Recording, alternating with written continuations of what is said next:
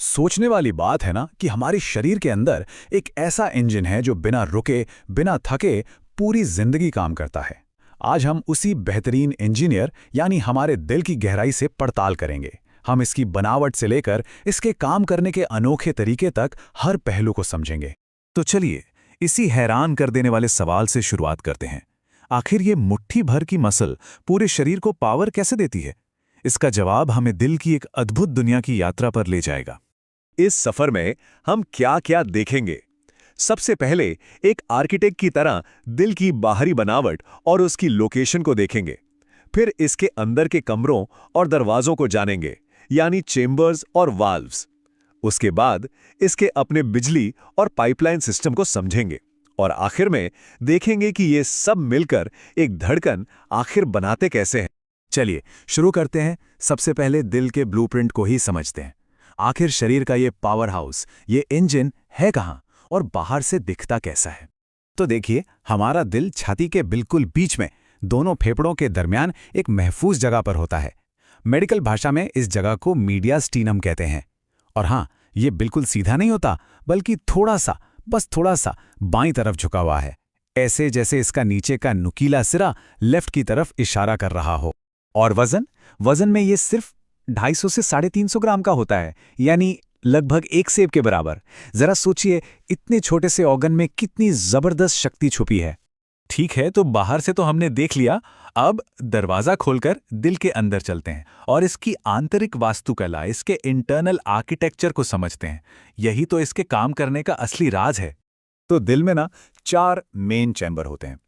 ऊपर के जो 2 छोटे चैम्बर हैं उन्हें कहते हैं अलिंद या एट्रिया। इनका काम है खून को रिसीव करना। और नीचे के 2 बड़े मजबूत चैम्बर उन्हें कहते हैं निलय या वेंट्रिकल्स, और इनका काम है खून को पंप करना।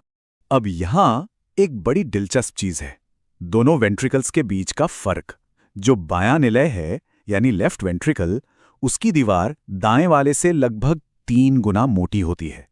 पता है क्यों? क्योंकि उसे पूरे शरीर में खून पंप करने के लिए बहुत ज्यादा प्रेशर बनाना पड़ता है। अच्छा, खून का फ्लो एक ही डायरेक्शन में बना रहे, ये भी तो जरूरी है। इसके लिए दिल में 4 वाल्व होते हैं। इन्हें वन वे दरवाजों की तरह समझ सकते हैं। बिल्कुल सही टाइम पर खुलते हैं और सही टाइम पर बंद हो जाते हैं, ताकि खून गलती से भी पीछे ना चला जाए।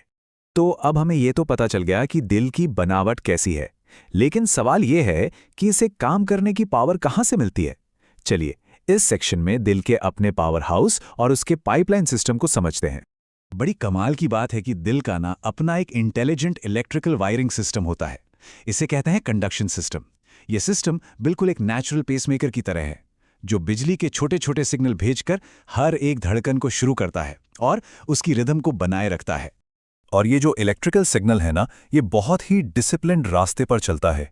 इसकी शुरुआत होती है SA नोड से। ये समझ लीजिए दिल का मेन पावर बटन है।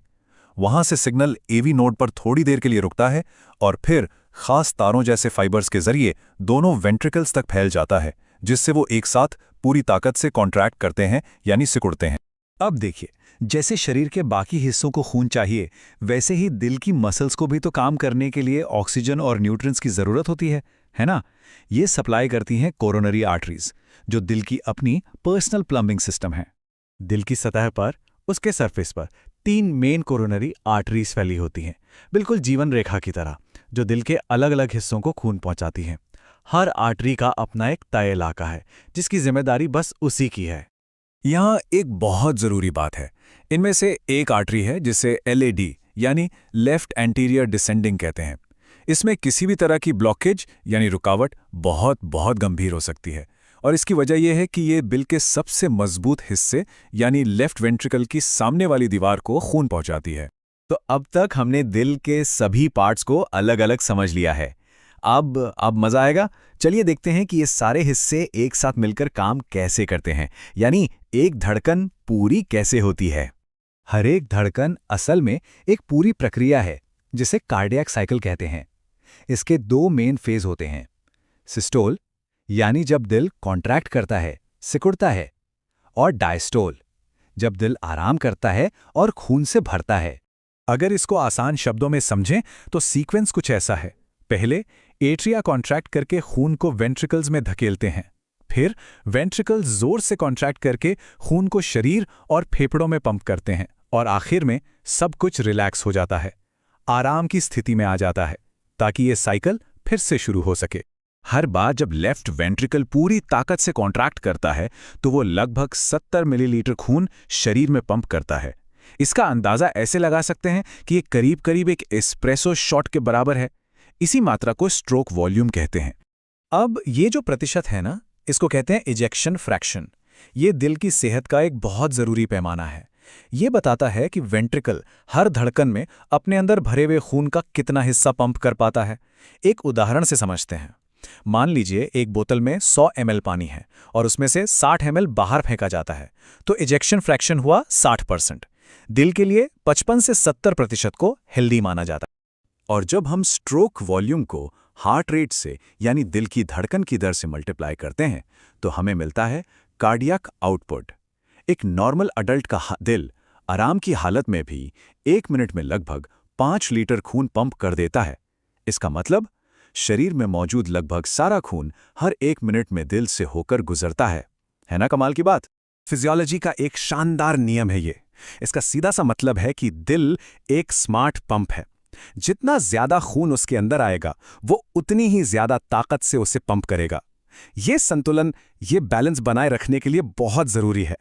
तो हमने देखा कि कैसे इसकी बनावट, इसका इलेक्ट्रिकल सिस्टम और इसका पंपिंग एक्शन सब मिलकर दिल को एक परफेक्ट बायोलॉजिकल मशीन बनाते हैं। हर एक हिस्सा दूसरे के साथ बिल्कुल तालमेल में काम करता है। हमारा दिल ये अद्भुत काम दिन में 1 लाख से भी ज्यादा बार करता है, बिना रुके, बिना थके, हमारी पूरी जिंदगी। लेकिन ये हमें सोचने पर मजबूर करता है, जब इस बेहतरीन इंजीनियरिंग में कोई खराबी आ जाती है तब हमारे शरीर का क्या होता है? ये एक ऐसा सवाल है जो हमें दिल की सेहत के महत्व को समझने की ओर ले जाता है।